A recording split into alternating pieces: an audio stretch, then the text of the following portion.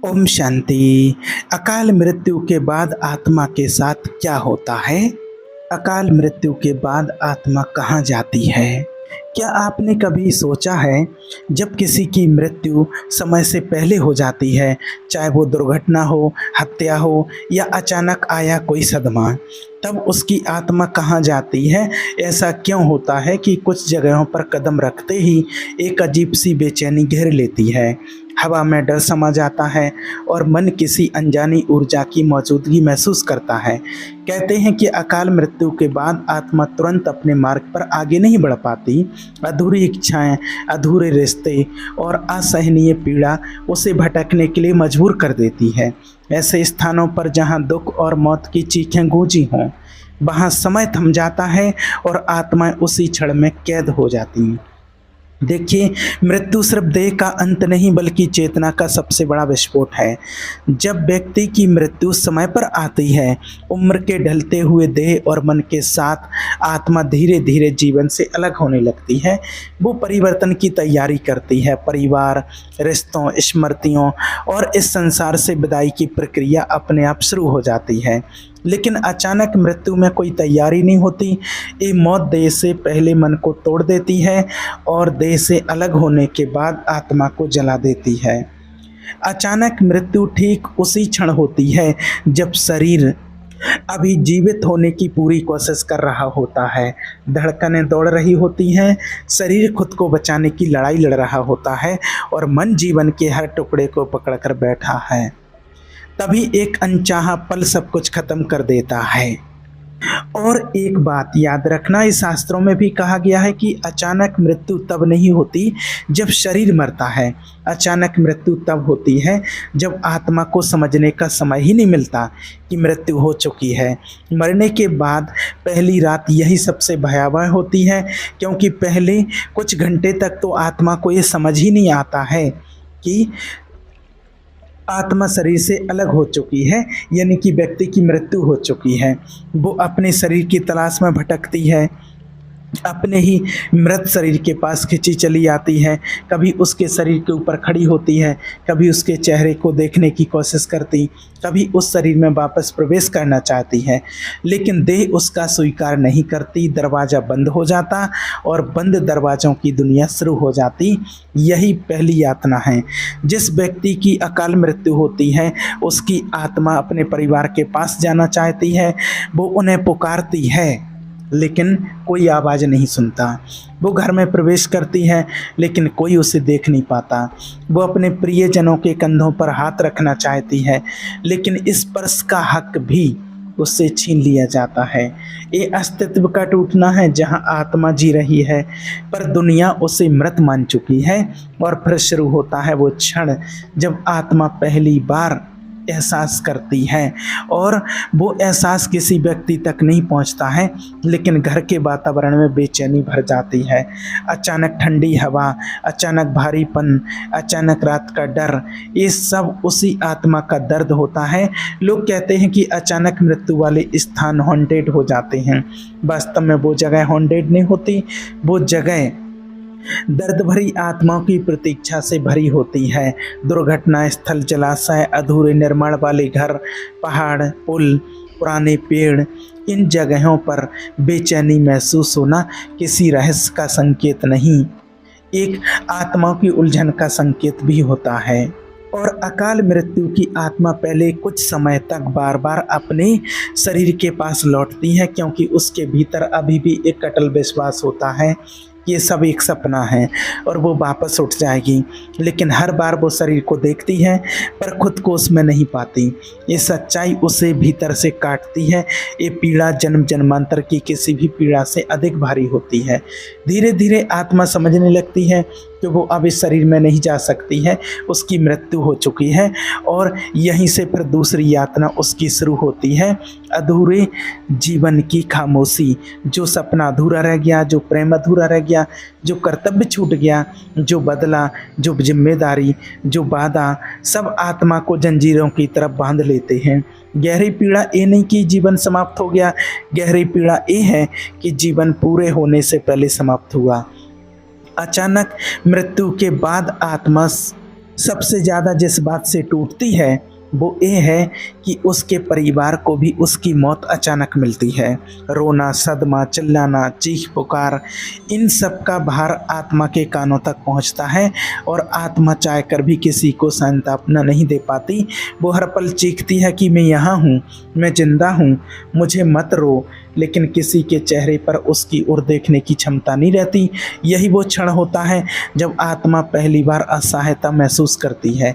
साधारण मृत्यु में आत्मा को मंत्र, संस्कार और परिवार के प्रेम से दिशा मिलती है, लेकिन अकाल मृत्यु में शरीर के अंतिम संस्कार से पहले ही आत्मा इतनी टूटी होती है कि उसे अपनी दिशा समझ नहीं आती। धीरे धीरे आत्मा के भीतर एक सवाल उठता है, मैं कहाँ जाऊँ, मेरा मार्ग कहाँ है। लेकिन उस प्रश्न का कोई उत्तर जल्दी समझ में नहीं आता है। कुछ समय तक आत्मा को समझ नहीं आता है कि आखिर मुझे जाना कहाँ है, मेरा नया मार्ग कहाँ है, मुझे किस मार्ग पर जाना है। क्योंकि अकाल मृत्यु के बाद आत्मा समझ ही नहीं पाती है कि मुझे क्या कहना है और कहाँ जाना है। और वो बीच की ही दुनिया में जैसे कि फंसी रहती है, जहाँ दर्द है, एकांत है, अधूरी चाय है और समय का अंत नहीं है। समय थम जाता है लेकिन पीड़ा चलती रहती है। यही वो अंधेरी अवस्था है जिसे शास्त्रों में रात्रि का चक्र कहा गया है।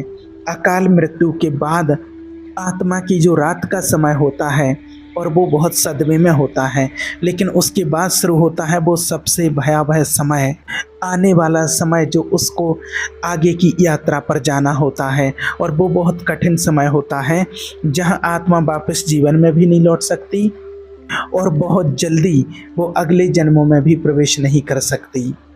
और उसे एहसास होता है अपनों से अलग होने की मजबूरी और अपनी मृत्यु का कारण समझने की तड़प सबसे ज़्यादा सताती है।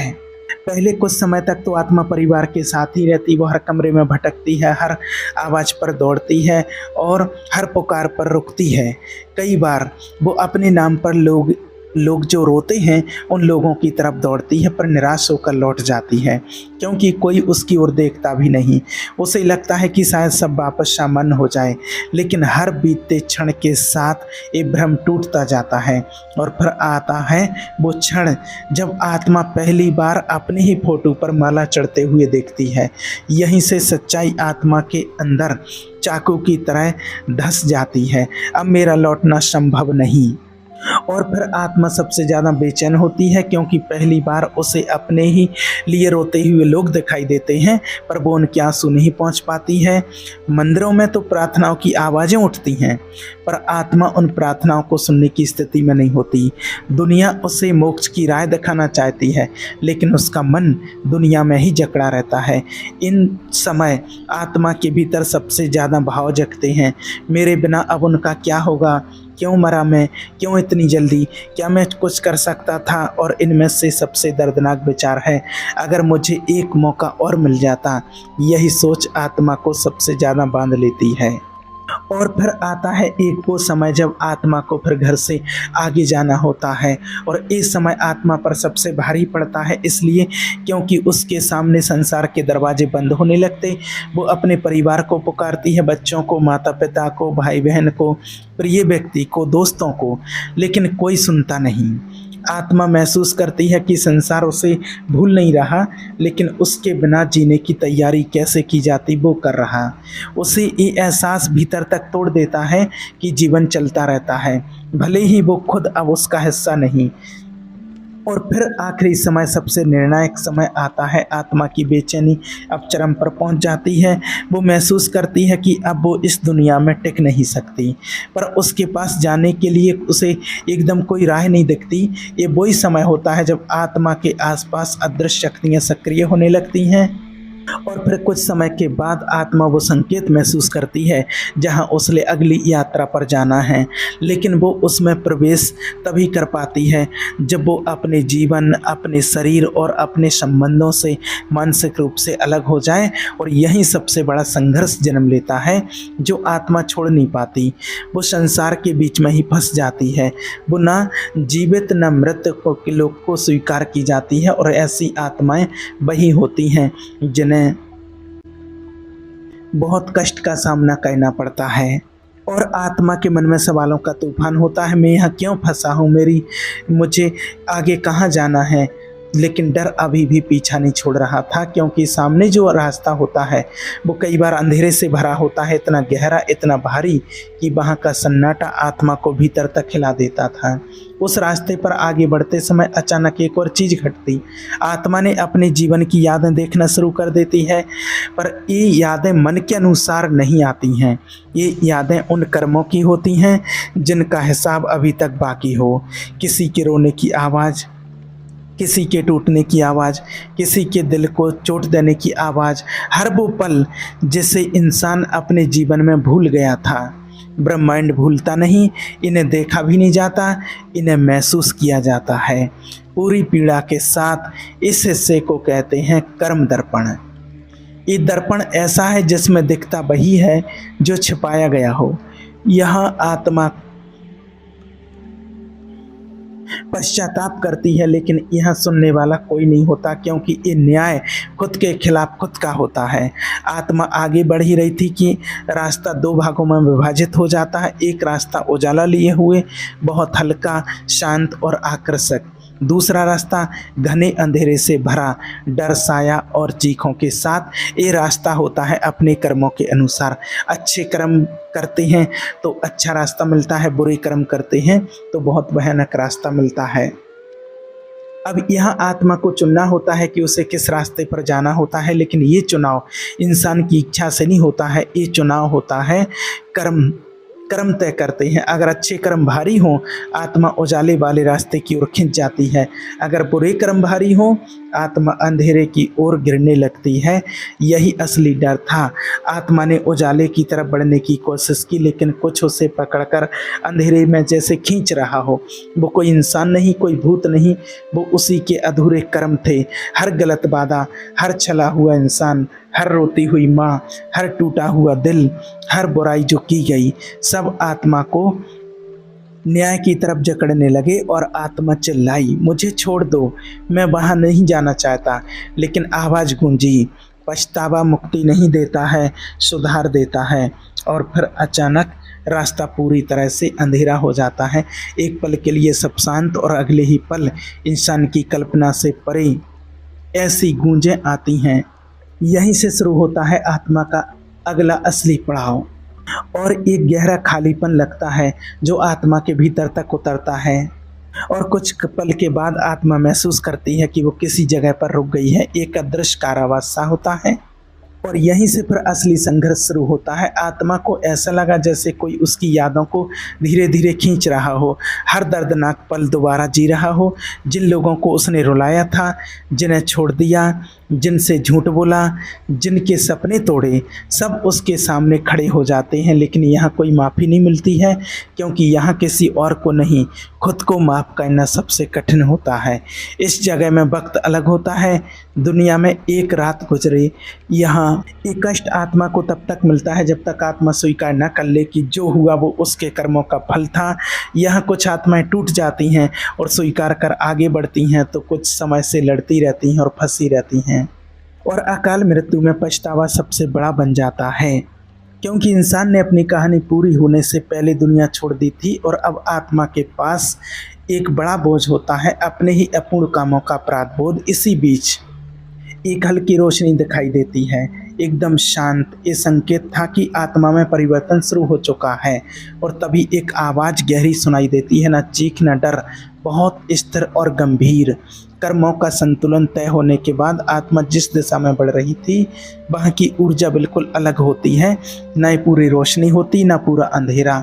ये वो सीमा होती है जहाँ अगला अध्याय शुरू होता है। आत्मा आगे बढ़ते बढ़ते एक विशाल क्षेत्र में पहुँचती है।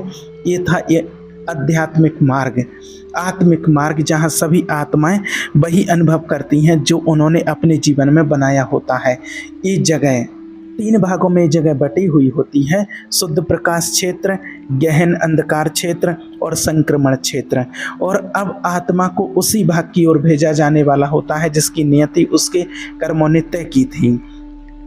और इससे पहले एक अंतिम पल आता है जिसे कहते हैं आत्मिक समझ। ये वो क्षण होता है जब आत्मा को अपने पूरे जीवन की सच्चाई समझ में आती है, किसी और की नज़र से नहीं, अपने ही गहरे अस्तित्व की नज़र से। किसी को चोट पहुंचाने का पछतावा, किसी की मदद करने का सुकून, किसी बात पर गुस्सा होने का कारण, किसी के प्यार को ना समझ पाने की पीड़ा, सब कुछ स्पष्ट दिखता है। अचानक मैदान के ऊपर एक गोलाकार कंपन उठा और आत्मा को एक खिंचाव महसूस होता है, जैसे किसी ने उसका भविष्य पकड़ लिया हो। उस क्षण आवाज़ फिर आती है, अब तुम वहाँ जाओगे जहाँ तुम्हारे कर्म तुम्हें ले जाएंगे। इसके बाद किसी को रोकने का अधिकार नहीं होता।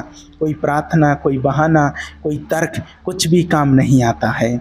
आत्मा ने एक आखिरी बार पीछे मुड़कर देखा, लेकिन वहाँ कुछ नहीं होता है, ना कोई शरीर, ना कोई घर, ना कोई अपना। बस सत्य होता है और वो सत्य ही आगे का रास्ता तय करता है। आत्मा उस दिशा में बढ़ने लगती है जहाँ से अब उसके अगले अनुभव की शुरुआत होगी। निर्णय की शक्ति ने जैसे ही आत्मा को अपनी ओर खींचा, दुनिया की हर याद धुंधली होने लगती है। अब कोई चेहरा याद नहीं, कोई आवाज़ नहीं, सिर्फ एक एहसास कि अब लौटना नहीं।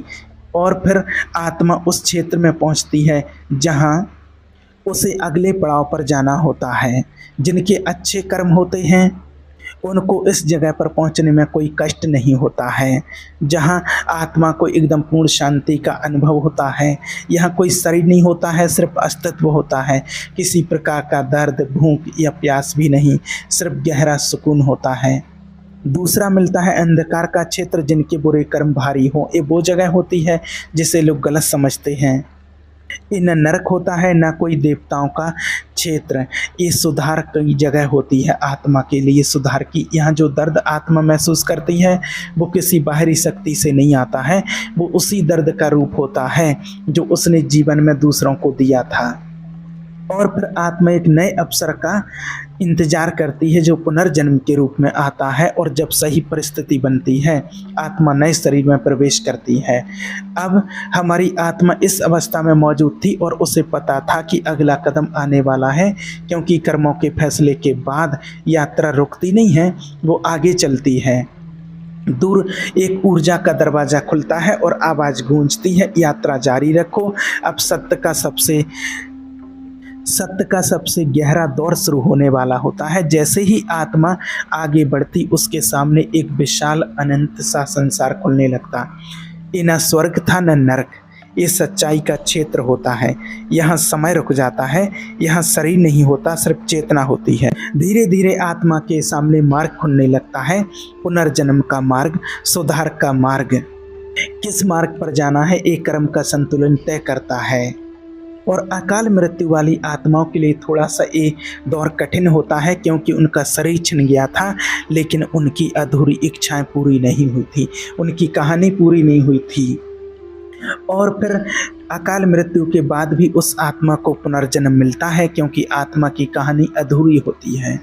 ऐसे जन्म में बच्चे डर लेकर कभी कभी पैदा होते हैं, रात में अचानक रो पड़ते हैं, कभी कभी सपनों में पुरानी यादें झलकती हैं, कभी कभी सपनों में पुरानी यादें झलकती हैं, या किसी किसी को बचपन से ही पारलौकिक संवेदनाएं होती हैं, क्योंकि आत्मा अभी भी अपने पिछले अनुभव से पूरी तरह मुक्त नहीं होती। अब आत्मा ऐसी जगह पहुंच चुकी थी जहां उसे आगे का रास्ता दिखने वाला होता है।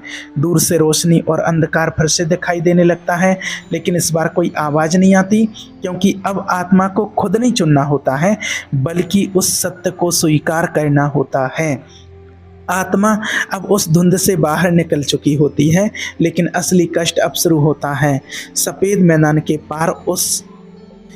मैदान के उस पार एक विशाल द्वार दिखाई दे रहा होता है, न सोने का न पत्थर का, बस शुद्ध प्रकाश का बना हुआ। ये वही स्थान होता है जहाँ आत्माएं अपने अंतिम निर्णय का इंतजार करती हैं, लेकिन उस द्वार का रास्ता आसान नहीं होता। पहले आत्मा को पार करनी होती है स्वयं की परीक्षा। ये परीक्षा किसी और के द्वारा नहीं ली जाती, ये परीक्षा आत्मा को खुद से लड़कर देनी पड़ती है। जैसे ही आत्मा आगे बढ़ी, सामने एक दर्पण जैसा पर्दा खड़ा हो जाता है। ये सत्य का दर्पण था, इसमें चेहरा नहीं दिखता, बल्कि जीवन के वो पल दिखते हैं जिन्हें इंसान सबसे ज़्यादा छिपाना चाहता है। दर्पण में वो पल चमके जब आत्मा ने किसी कमज़ोर का फ़ायदा उठाया था, जब किसी की मदद करने का मौका था लेकिन उसने मुंह फेर लिया, जब अहंकार ने रिश्तों को तोड़ दिया। दर्पण हर चोट, हर धोखे, हर अन्याय को खुला कर देता है ताकि आत्मा भाग ना सके। यहाँ एक नियम है, कोई मजबूर नहीं किया जाता। आत्मा जहाँ खुद रहना चाहती है उसे वहीं भेज दिया जाता है। लेकिन इस आत्मा के सामने सबसे बड़ा सच अभी बाकी था। दर्पण में अचानक वो दृश्य उभरा, उस पल का जिस पल मृत्यु हुई थी। अकाल मृत्यु, लापरवाही, क्रोध, जिद, अभाग्य या किसी और की गलती। वास्तविकता अब सामने थी और आत्मा कांप गई, क्योंकि सच ये था कि अकाल मृत्यु का कारण किसी और के कारण नहीं होती है, खुद की एक भूल होती है। और इस स्वीकार के बाद सफ़ेद मैदान में फैली एक हवा बदल जाती है, वातावरण में एक हल्की गर्माहट आ जाती है और दर्पण धीरे धीरे गायब होने लगता है। आत्मा अब अगले चरण के लिए तैयार होती, क्योंकि अब उसने सबसे कठिन सच का सामना कर लिया। और तभी दूर से घंटियों जैसी आवाज़ गूंजी, अब निर्णय का समय निकट है। सत्य के दर्पण से गुजरने के बाद आत्मा अब उस जगह पहुंच चुकी होती जहां सदियों से हर आत्मा का भविष्य तय होता है। चारों तरफ सिर्फ शांति होती। दूर दिखाई देने वाला प्रकाश का विशाल द्वार अब बिल्कुल सामने होता। उसके ठीक नीचे कोई लिखावट चमक रही थी, यह निर्णय कोई और नहीं, तुम स्वयं लोगे। यही मृत्यु के बाद की सबसे कठोर सच्चाई है। अंतिम फैसला भगवान नहीं लेते, आत्मा खुद अपना भाग्य चुनती है द्वार के सामने। और यह फैसला आसान नहीं होता, क्योंकि यह खुद को धोखा देना असंभव है। मन की हर परत खुल चुकी होती है। आत्मा ने अपनी पूरी यात्रा याद की। अचानक हुई मृत्यु, तोड़ते हुए रिश्ते, अन्याय और संवेदनाएं, पछतावा और सत्य का सामना। कर्मों का बोझ तो था, गलतियां भी थी, लेकिन एक बात बहुत गहरी थी, सीख लेने की क्षमता और प्यार, दया और पछतावे की सच्ची भावना। उसे पता था अभी मुक्ति संभव नहीं है, क्योंकि कहानी अभी अधूरी है, कर्म अधूरे हैं। आत्मा धीरे धीरे दूसरे मार्ग की ओर बढ़ती है, पुनर्जन्म के मार्ग की ओर। द्वार चमक उठता है और पहली बार यात्रा के बाद आत्मा ने हल्कापन महसूस किया। डर नहीं था, बस ये स्वीकार था कि अगला जीवन एक मौका है गलतियों को सुधारने का, अधूरे रिश्तों को फिर से जोड़ने का और आत्मा को और उजला बनाने का। जैसे ही आत्मा द्वार में समाई, प्रकाश धीरे धीरे उसे घेरने लगता है और उसके आसपास एक नई दुनिया आकार लेने लगती है। नई माँ का गर्भ, नया शरीर, नया समय, नई कहानी। और यही मृत्यु की यात्रा समाप्त होकर जीवन की नई शुरुआत बन जाती है।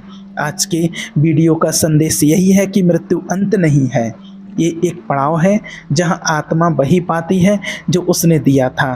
कर्म, भावना और सच्चाई सब लौटकर आत्मा के पास आते हैं। जिंदगी का हर पल मायने रखता है, क्योंकि अंत में कोई और नहीं, हम खुद ही अपने भाग्य का फैसला करते हैं। हमारे कर्म ही निर्णय करते हैं, इसलिए हमेशा अच्छे और श्रेष्ठ कर्म करो। ठीक है। ओम शांति।